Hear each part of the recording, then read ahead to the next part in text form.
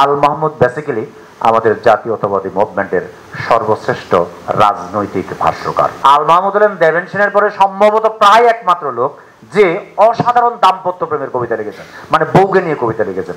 আপনি দেখেন অলর আরব মার্ক্সীয় না হলেও ওই কায়দার ভাষায় বাংলা ভাষার সর্বশ্রেষ্ঠ কবিতাগুলো লিখেছেন নজরুল। আল মাহমুদের গ্রাম আর জসিমউদ্দিনের গ্রাম কোথায় আলাদা, একদম আলাদা, এর মধ্যে কোনো মিলই নেই আসলে, এটা খুবই আলাদা মানে কাব্যের দিক থেকে। আল মাহমুদের আর্লিয়ার লাইফে গ্রাম বেশি ছিল, পরের লাইফে গ্রাম আসলে কমে গেছে।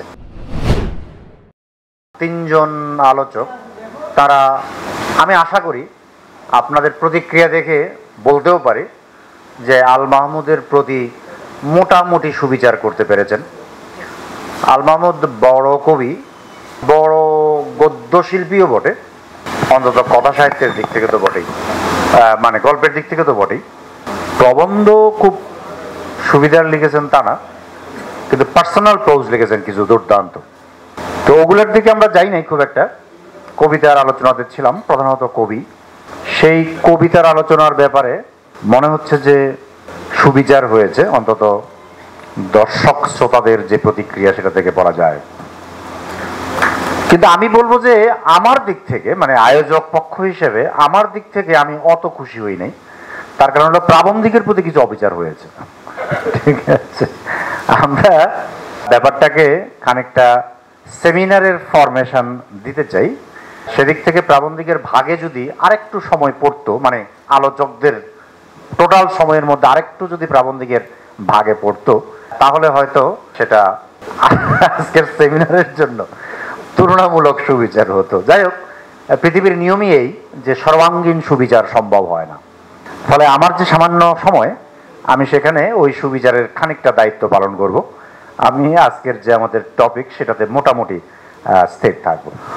প্রাবন্ধিককে তো ধন্যবাদ দিয়েছেন সবাই, আমিও দিচ্ছি। তার প্রধান কারণ হলো যে তিনি একটা সিস্টেম্যাটিক প্রবন্ধ লিখেছেন, তিনি তত্ত্বায়ন করেছেন এবং তত্ত্বায়নের ভিত্তিতে তিনি আল মাহমুদের কবিতার একাংশ বিচার করেছেন। এখানে একটা জিনিস আপনারা বোধহয় খেয়াল করেছেন যে প্রাবন্ধিকের আলোচনায় এবং উদাহরণে আল মাহমুদের কবিতার প্রথম পর্ব মানে সোনালী কাবিন পর্যন্ত খুব বেশি পরিমাণ প্রায়োরিটি পেয়েছে।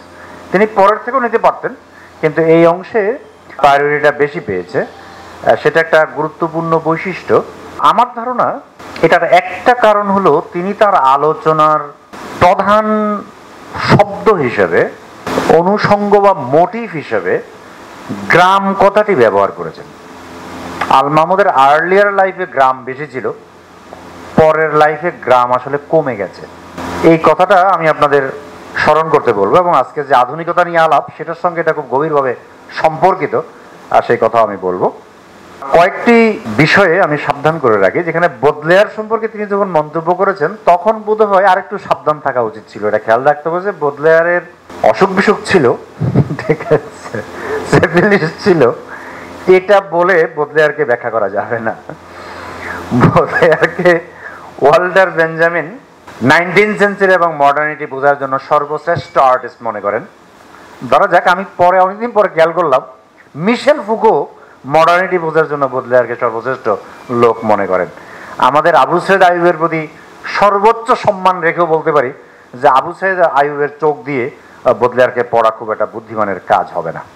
আমাদের প্রাবন্ধিক এবং পরের আলোচকদেরও মানে কেউ কেউ, বিশেষ করে হিজল, গ্রাম প্রসঙ্গটিতে সামনে এনেছেন। প্রবন্ধে যেভাবে গ্রাম কথাটি ব্যবহৃত হয়েছে এটার মধ্যে কিছু সংকট আছে বলে আমার ধারণা, বিশেষত আল মাহমুদকে ব্যাখ্যা করার জন্য এটা একটা সংকটই বটে। যেমন ধরা যাক, আমাদেরকে একটু ব্যাখ্যা তো করতে পারতে হবে যে আল মাহমুদের গ্রাম আর জসিমউদ্দিনের গ্রাম কোথায় আলাদা, একদম আলাদা, এর মধ্যে কোনো মিলই নেই আসলে, এটা খুবই আলাদা মানে কাব্যের দিক থেকে। যেমন ধরা যাক একই সময়ে কবিতা লিখছেন, ধরা যাক রূপসী বাংলা, এটা একটা সম্পূর্ণ বলতে পারে যে গ্রামীণ পটভূমি নিয়ে লেখা, কিন্তু এর সঙ্গে আবার জসিমউদ্দিনের কবিতার এক বিন্দুও মিল নেই। বড় কবিরা এরকমই হয়, মানে এরকম হয় বলে আসলে বড় কবি হয়। এখন আমরা যদি গ্রাম কথাটা ব্যবহার করি, প্রকৃতি কথাটা ব্যবহার করি, তাহলে সাহিত্য বিচারটা একটু মোটা দাগে চলে যায় আর কি। এটা ঠিক ভালো কঠিন এটা বলা যে ধরো যাক ওই যে চারজন, তো ওরা চারজন ছিলেন একসঙ্গে, রবীন্দ্রনাথ একটু আগে আর একদম একই সময়ে প্রায় বিভূতিভূষণ বন্দ্যোপাধ্যায়, জসিমউদ্দিন এবং জীবনানন্দ দাশ। তো চারজনই তো প্রকৃতির লেখক, কিন্তু চারজন একজনের সঙ্গে আরেকজনের আসলে কোনো মিল নেই। তো এই এই এই যে মিলটা নাই কোথায়, আমরা যে শুধু গ্রাম কথাটা ব্যবহার করি, প্রকৃতির কথা ব্যবহার করি, তাহলে আসলে কবিদের ধরা যাবে না। কবিরা এত মানে আর্টিস্টরা এত ওই যে মিহি ও মোটা আছে না, আর্টিস্টরা এত মোটা লেভেলে কাজ করে না, কাজ করলে তারা বড় আর্টিস্ট হন না। আর্টিস্টরা বড় আর্টিস্ট হন একটাই কারণে, সেটা তারা মিহি লেভেলে কাজ করেন। ফলে ওই স্বাতন্ত্র্যটা আসলে দেখানো দরকার ছিল। প্রাবন্ধিক যখন গ্রাম ব্যবহার করেছেন, এমনকি আরেকটু সাবধান থাকার পরও হিজলও আমার ধারণা পুরোপুরি, যেমন হিজল দেখিয়েছেন যে কিভাবে জসিমউদ্দিনের একটু বাইরে থেকে লেখেন, আল মাহমুদ নিজের জীবন থেকে লেখেন, মানে আরেকটু সাবধান থাকার পরও হিজলও হয়তো এই ব্যাখ্যায় পুরোপুরি জান নাই বলে আমার ধারণা। যেমন প্রাবন্ধিক সংস্কৃত শব্দের বদলে গ্রামীণ অনুষঙ্গের শব্দ ব্যবহার করেছেন বলে আল মাহমুদের কবিতা ব্যাখ্যা করেছেন। এই কথাটা অত্যন্ত পপুলার, আমি সাবধান করছি যে এটা খুবই আল মাহমুদ সম্পর্কে একটা বিপজ্জনক কথা। যেমন আমি আপনাদের মনে করিয়ে দিই, বাংলা ভাষার সবচেয়ে সংস্কৃতাইজড কবিদের মধ্যে একজন কিন্তু Nazrul. Things are not so easy as it looks like. Bangla সাহিত্যের সবচেয়ে সংস্কৃতাইজড কবিদের একজন কিন্তু নজরুল। আবার একই সঙ্গে খেয়াল রাখতে হবে, বাংলা ভাষায় হিন্দুস্তানি ভাষা, হিন্দুস্তানি যে লব্জ, এটা সবচেয়ে প্রকাশ্যে সবচেয়ে বেশি পরিমাণে ব্যবহার করেছেন নজরুল। রচনাবলীতে হিন্দি গান হিসাবে আছে, আমার ধারণা এটা একটা গ্রেট মিস্টেক, গ্রস মিস্টেক, এটা হবে হিন্দুস্তানি। এবং আপনারা জানেন অনেকে যে এটা অগ্নিবীণা কাব্যের 12টা কবিতার মধ্যে 6টা এক্সট্রিমলি সংস্কৃতাইজড এবং 6টা এক্সট্রিমলি হিন্দুস্তানি আক্রান্ত। ঠিক আছে, 6টা আছে, অর্ধেক অর্ধেক। এটা মাইপা দিছে কিনা কি জানি, মানে গনে টনে দিতে পারে। ফলে এত সহজ নয়। মানে আল মাহমুদের কবিতাও কিন্তু একদম প্রমিত বাংলা, এটা খেয়াল রাখতে হবে। আল মাহমুদের কবিতার ভাষা কিন্তু একেবারে প্রমিত বাংলা। আল মাহমুদ কিন্তু ওই যে এমনকি সৈয়দ শামসুল হকরা যেমন পরাণের গহীন বিদর বলে একটা আস্ত কাব্য লিখে ফেলেছে, আল মাহমুদ কিন্তু এরকমও করেন নাই। আর আজকের দিনে সম্পূর্ণ ভিন্ন ডিসকোর্স। আজকের দিনে আমাদের ইয়াঙ্গার কবিরা যে ভাষায় কবিতা লেখে, এটাকে আমরা বলতে পারি অপ্রমিতকে প্রমিতায়নের চেষ্টা, একটা ভিন্ন, সম্পূর্ণ ভিন্ন স্টেজ। এই ধরনের কোনো লিটারেরি এবং পয়েটিক এন্ডেভার কিন্তু আল মাহমুদের ছিল না। ফলে আল মাহমুদ প্রসঙ্গে এটা কিন্তু খুবই খারাপ হবে, যেটা বহুল প্রচলিত, যদি আমরা বলি যে তিনি গ্রামীণ ভাষায় কবিতা লিখেছেন। তিনি, আমি আমার লেখায় লিখেছি যে আপনি আনাজ শব্দ দেখে মানে একদম আপ্লুত হয়ে গেছেন, এটা আপনার দায়। আনাজ তো একটা নর্মাল কথ্য ভাষা, কলোকিয়াল ল্যাঙ্গুয়েজ, এবং এটা এমন এক শব্দ যে শব্দ ব্যবহার না করলে ওই বাক্যটা আসলে ব্যবহার করা যাবে না। কারণ আল মাহমুদ একটা জীবন উপস্থাপন করছেন, সেই জীবনের সঙ্গে সংশ্লিষ্ট কিছু শব্দ তিনি উপস্থাপন করেছেন মাত্র। কিন্তু একই সঙ্গে খেয়াল রাখতে হবে যে তিনি একদম প্রমিত ভাষার কবি বটে। আরেকটা বিষয় আজকে একাধিকবার উঠে এসেছে, আল মাহমুদের মার্ক্সবাদ নিয়েও এই ধরনের রোম্যান্টিসিজম আছে। এটা আমাদের পরিষ্কার থাকা উচিত যে সোনালী কাবিনের যে সাম্যবাদের কথা বলা হয়েছে, এটা কিন্তু বেসিক্যালি এক ধরনের ইউটোপিয়ান সাম্যবাদ। এটা কিন্তু পিওরলি ইউটোপিয়ান সাম্যবাদ। চীনা বিপ্লবের উল্লেখ থাকলেও এটা ইউটোপিয়ান সাম্যবাদ। মার্ক্সবাদে এই ধরনের কোনো ব্যাপার আসলে নাই। ওখানে যেভাবে কথাটা বলা আছে, এটা আগের থেকে বলা হচ্ছে, পরেও বলা হচ্ছে। প্রথম দিকে প্রশংসার জন্য বলা হতো, পরে নিন্দার জন্য বলা হতো, আবার পরের দিকে রূপান্তর ব্যাখ্যার জন্য বলা হতো। আসলে তো ব্যাখ্যা তৈরি হয় নানান ডিসকোর্সের সাপেক্ষে। ওই আল মাহমুদ সংক্রান্ত ডিসকোর্সের সাপেক্ষে এই ব্যাখ্যাটা তৈরি হয়েছে। আপনারা আমার বলার পরে আমাকে এক্ষুনি চ্যালেঞ্জ করার দরকার নেই, আজকে আবার কবিতাটা মনোযোগ দিয়ে পড়েন এবং দেখবেন যে এটা আসলে ইউটোপিয়ান সাম্যবাদ, এর সঙ্গে মার্ক্সবাদের আসলে কোনো সম্পর্ক নেই। মানে অন্য তার সাম্যবাদের আকাঙ্ক্ষাটা আছে, আমরা এটা সবাই বুঝি যে মার্ক্সিজমের যে সাম্যবাদ আর ইউটোপিয়ান সাম্যবাদ, এদের মধ্যে আকাশ পাতাল পার্থক্য আছে। ওটা আমাদের দেখতে হবে। আপনাদের মনে করিয়ে দিই আমি, এই মার্ক্সীয় না হলেও ওই কায়দার ভাষায় বাংলা ভাষার সর্বশ্রেষ্ঠ কবিতাগুলো লিখেছেন নজরুল। একদম আপনি হুবহু পড়তে পারবেন, প্রলেতারিয়েত দিক থেকে, শোষক শোষিতের দিক থেকে, এবং তার যে পলিটিক্যাল স্ট্রাগলের দিক থেকে আপনি অনেক বেশি ভালোভাবে পড়তে পারবেন। যদিও 40-এর কবিদের মতো নজরুল সিস্টেম্যাটিক মার্ক্সবাদী ছিলেন না, কিন্তু তার কবিতা ওইভাবে পড়া যায়। আল মাহমুদের কবিতা কিন্তু সেভাবে পড়া যায় না। আমি প্রায় নিশ্চিত হয়ে বলছি, আমি আল মাহমুদের কবিতা প্রায় আদ্যপান্ত পড়েছি, এটা এভাবে পড়া যায়। কিন্তু বাজারে এটা চালু আছে নানান ফর্মে, আমি এই জন্য কথাটা বললাম। আমাদের আলোচকরা হল নিয়ে কথা বলেছেন, দল নিয়ে কথা বলেছেন এবং রচনাবলী নিয়ে কথা বলেছেন। রচনাবলী, আল মাহমুদের রচনাবলী তো বাণিজ্যিকভাবেই ব্যয়বহুল, বাণিজ্যিকভাবেই লাভজনক। ফলে বাংলা একাডেমির বের করতে কোনো আপত্তি থাকার কথা নয়, কিন্তু এটা ঝামেলা আছে, এত সহজ নয়। ওই পরিবারের ঝামেলা আছে, মালিকানার ঝামেলা আছে। বা আপনারা অনেকে জানেন আল মাহমুদ রচনাবলী কিন্তু অলরেডি বাজারে বেরিয়েছে। এটা things and not so easy. আমি আশা করছি আপনারা যারা হরে দরে নানান ধরনের দাবি উত্থাপন করেন, তারা বাস্তব ব্যাপারগুলো একটু বিবেচনায় রাখবেন মানে এটা আল মাহমুদের কবিতা রচনাবলী হয়তো আগে বের করতে কারো আপত্তি থাকতেও পারতো, কিন্তু এখন বাংলা একাডেমি এটা বের করতে কোনো আপত্তি থাকার কোনো কারণ নেই, কিন্তু এটার আইনি জটিলতা আছে। আমার আমার মনে হয় না যে ঐতিহ্য বাংলা একাডেমি গিয়ে অনুমোদন দিবে যে তোমরা এটা রচনাবলী বের করো, বিকজ তারা অলরেডি চুক্তি করে রচনাবলী করছে। It's not so easy. আমরা অনবরত যদি অবাস্তব দাবি উত্থাপন করে তাহলে চলবে না, কিন্তু এটা খুবই সম্ভব, খুবই সহজ যে বাংলা একাডেমি কোনো একটা হেওয়াল বা কিংবা কোনো একটা কাঠামোকে আল মাহমুদের নামে নামাঙ্কিত করবে। আমি আশা করছি খুব শিগগির এই ব্যাপারে আমরা অগ্রসর হতে পারবো সিস্টেম্যাটিক্যালি। এটা খুব অসম্ভব নয়, এটা সম্ভব এবং উচিতও বটে। আল মাহমুদ বড় কবি, না কবির নামে পুরস্কার বাংলা একাডেমি করতে পারবে না, কারণ বাংলা একাডেমির কোনো পুরস্কারই বাংলা একাডেমি করে নাই। বাংলা একাডেমির নিজের পুরস্কার আছে, আর বাকি সবগুলো কিন্তু অনুদানের পুরস্কার, সব 100%। ঠিক আছে, এটা বাংলা একাডেমি করতে পারবে না। হ্যাঁ এক্স্যাক্টলি, হ্যাঁ এক্স্যাক্টলি। যাই হোক, এগুলো একটা সিস্টেমেটিক, মানে আমি বলছি না যে সবকিছুই সম্ভব, কিন্তু আমাদের মানে ক্ষণে ক্ষণে যে কোনো প্রস্তাবে বিপ্লবী না হওয়াই ভালো, কারণ তাহলে হয় কাঠামো নষ্ট হয়ে যায়। কিন্তু আমি মনে করি যেমন একটা মানে দাবি নানান জায়গা থেকে উঠেছে, সে নানান জায়গা থেকে যে দাবিটা উঠেছে সেটা হলো যে কোনো একটা হল কিংবা কোনো একটা স্থাপনার নামকরণ, এটা যেমন এটা বাস্তবায়ন করা পসিবল। আমরা আশা করছি বাংলা একাডেমি এই কাজটা স্ট্রাকচারালি আগাবে এবং খুব শিগগির করবে। আজকের প্রসঙ্গে আমি যা বলবো সেটা হলো যে আধুনিক শব্দটি আমরা আসলে এড়াতে পারবো না। যেমন ধরা যাক কবি আব্দুল হাই শিকদার তীব্রভাবে নাকচ করার পরও আসলে শেষ পর্যন্ত যে সংজ্ঞাটি দিয়েছেন সেটা আসলে আধুনিকতার সংজ্ঞাই বটে। এবং আপনারা আশা করছি অতটা ক্রিটিক্যাল হন নাই। তিনি আফ্রিকা থেকে যে কয়জন লেখকের নাম উল্লেখ করেছেন তারা প্রত্যেকে আধুনিক লেখক। তিনি আফ্রিকার কিন্তু পুরনো একজন লেখকের নাম উল্লেখ করেন নাই। আমি আশা করছি তিনি সচেতনভাবে কাজটা করেছেন, কারণ আধুনিকতা হলো গত 200-300 বছরের মানুষের অনিবার্য নিয়তি। The very question is that আপনি এটাকে কিভাবে পারসিভ করবেন। আমি আধুনিকতার জন্য, আধুনিকতার ফেলাসি আবিষ্কারের জন্য সবচেয়ে গুরুতর যে ব্যাপারটি ব্যবহার করি সেটা হলো কান্টের 1784 সালের সেই বিখ্যাত প্রবন্ধ, ছোট্ট কিন্তু অতি বিখ্যাত, অতি ইনফ্লুয়েন্সিয়াল, হোয়াট ইজ এনলাইটেনমেন্ট এই নামের প্রবন্ধ। তো সেখানে কান্ট ব্যাখ্যা করছেন যে এনলাইটেনমেন্ট মানেটা কি। বলে এনলাইটেনমেন্ট মানে হলো তোর নিজের দায়িত্ব তুই নিজে নিছস, এটা হলো এনলাইটেনমেন্ট। দেখ একদম ওই প্রবন্ধে এই কথা লেখা আছে। ম্যাচিউরিটি, যে আরেকজনের উপর আমি আমার সিদ্ধান্ত নেওয়ার জন্য নির্ভরশীল নয়। মানুষের এই যে ম্যাচিউরিটিটা, এই যে সেলফ ডিপেন্ডেন্সটা, এটাই হলো এনলাইটেনমেন্ট। ওটাকে ব্যবহার করে আজকে আমাদের প্রাবন্ধিক আওয়ার মডার্নিটি বলে পার্থ চট্টোপাধ্যায়, অনুজিৎ গুহ এরা প্রচার করেছে, এমন একটা আইডিয়া করেছেন বাংলাদেশে, এটা আমিও ব্যাপকভাবে প্রচার করেছি।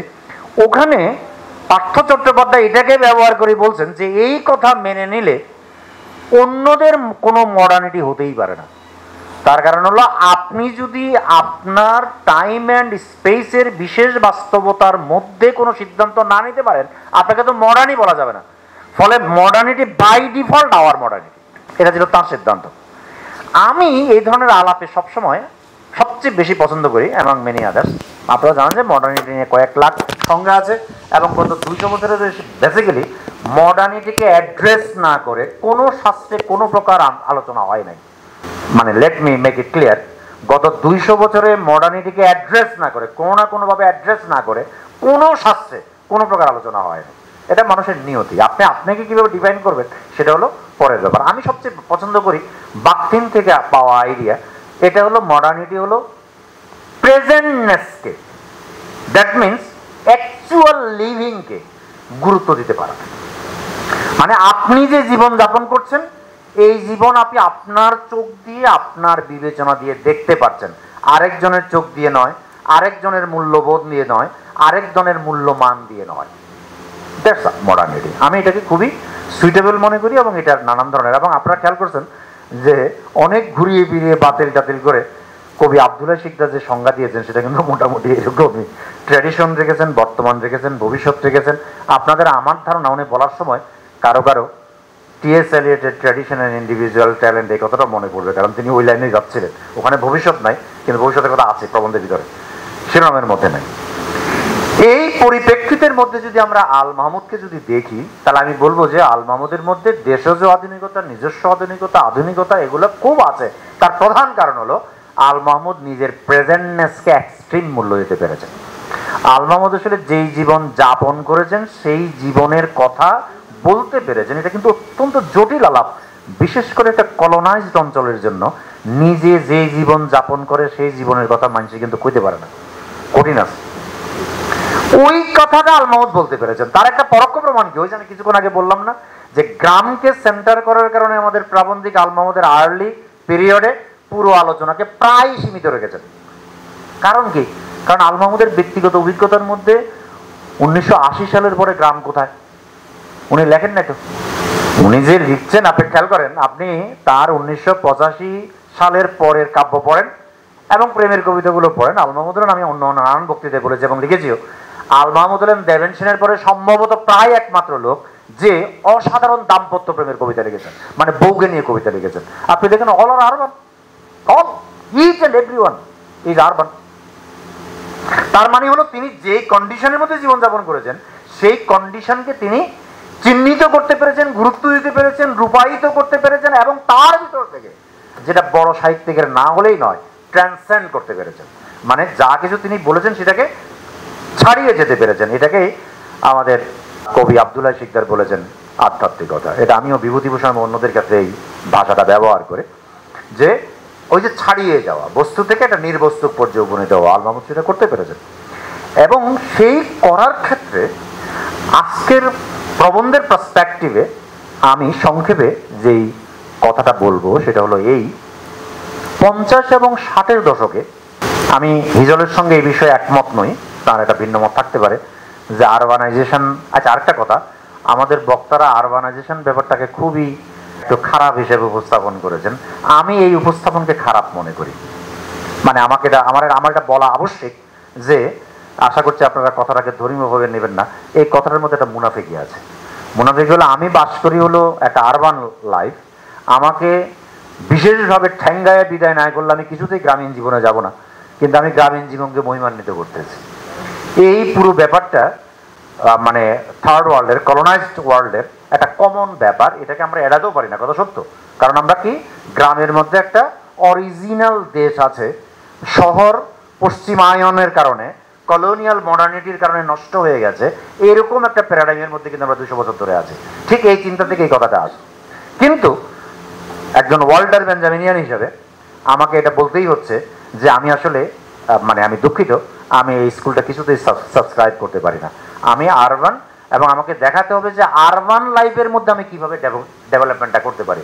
আল মাহমুদ কিন্তু এই কাজটা করেছে। আমি আপনাদেরকে বিনয়ের সঙ্গে পরীক্ষা করতে বলি যে আল মাহমুদ আসলে জসিমউদ্দিনের অর্থে কোনো গ্রামীণ জীবন প্রস্তাব করেননি। আমি এখন যে বাক্যটা বলছি এই বাক্যটা একটু জটিল হবে।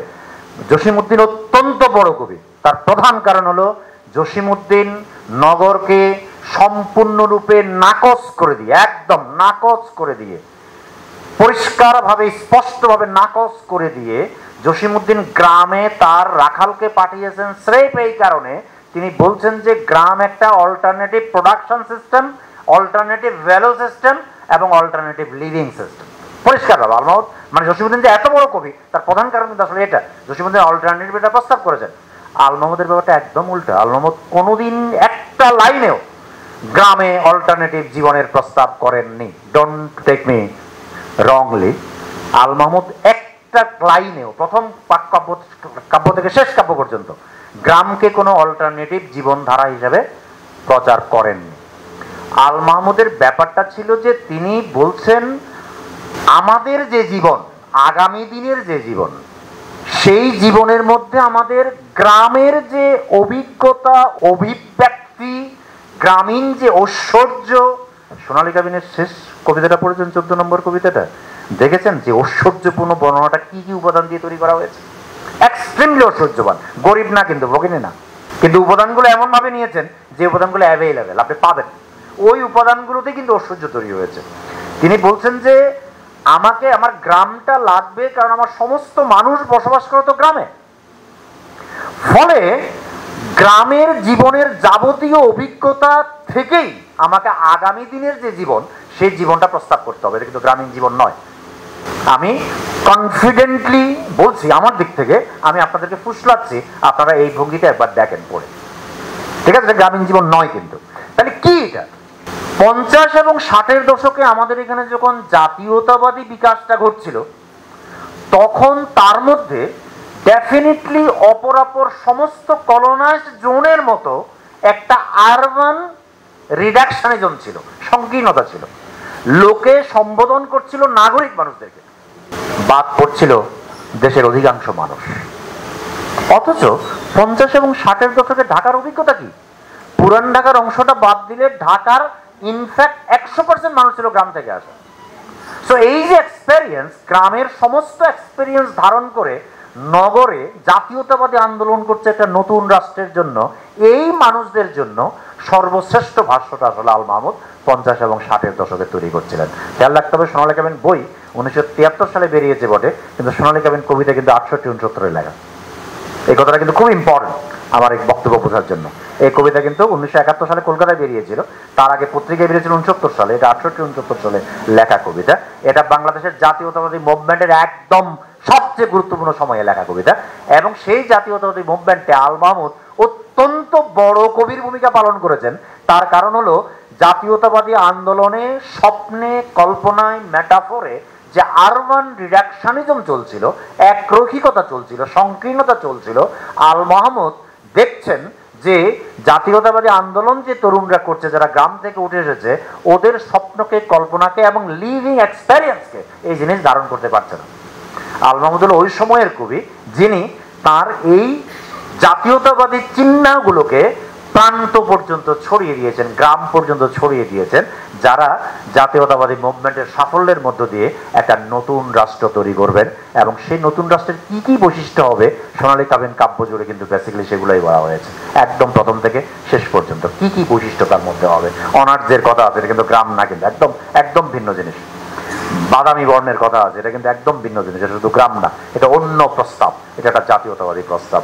আমার শেষ বাক্য, শেষ লেখা, যেটা আমার আল মাহমুদ সম্পর্কে একাধিক লেখা আমি লিখেছি, সেটা হলো এই যে আল মাহমুদ হলেন বাংলাদেশের জাতীয়তাবাদী মুভমেন্টের সময় উৎপাদিত, সময় যে কবিদেরকে উৎপাদন করে, উৎপাদিত বেসিক্যালি সর্বশ্রেষ্ঠ কবি।